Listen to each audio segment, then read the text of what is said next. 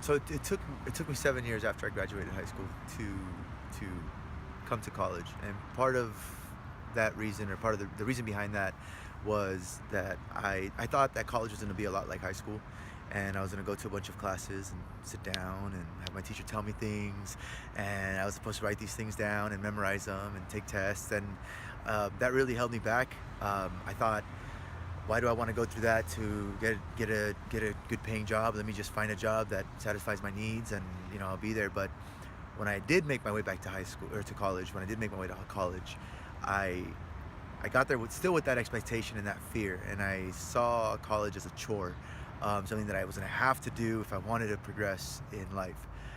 So I enrolled and I started going. A couple of my classes, math, you're kind of going to have a very traditional style of teaching in that classroom, where you're getting the information and you have to kind of figure out how to work it and then apply it to tests and homework and such.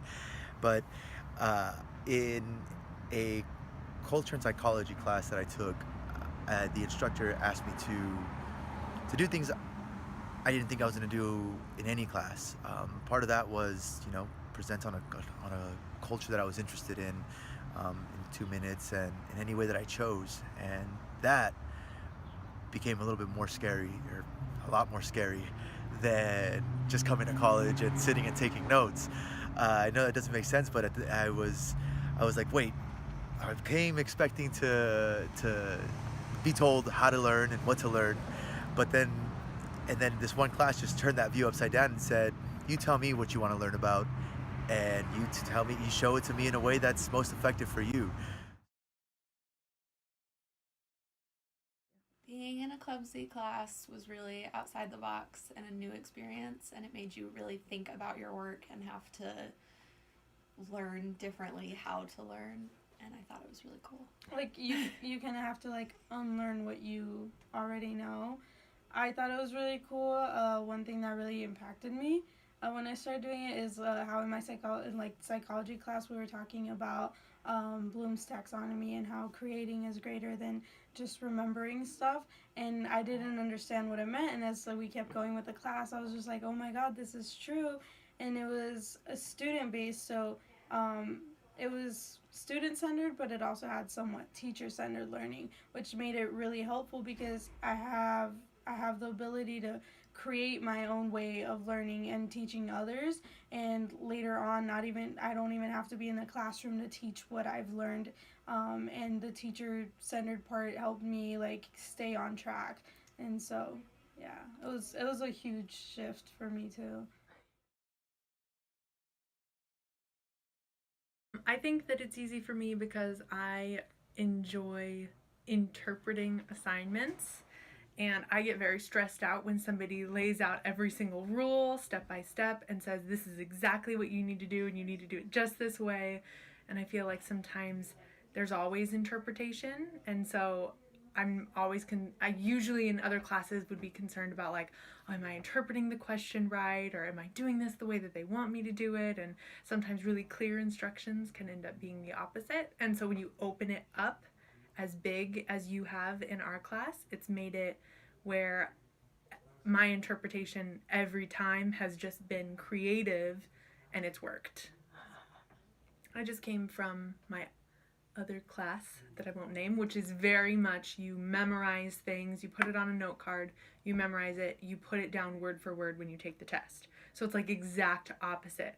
And I find myself doing well there because I'm good at regurgitating information. I'm good at memorizing, usually because I do a lot to make sure that I understand. But I see a lot of people struggling in that kind of class environment because they're not doing the work to understand the concepts. And so if they don't understand it, then they can't memorize it and they can't repeat it back on a test. And so I can see people that want to do that and are only good at the regurgitation part, or only good at the I'm going to memorize it and that's all I need to do. I don't ever need to, if you've grown accustomed to that, never having to actually understand it, then I can see our class structure being really hard because you've never had to understand anything. You've only had to regurgitate. if you're good at regurgitation. I can see if you really like just the regurgitation, and if you're really good at just doing exactly understanding what your teacher wants, but that's really relying on a teacher to be able to communicate what they need.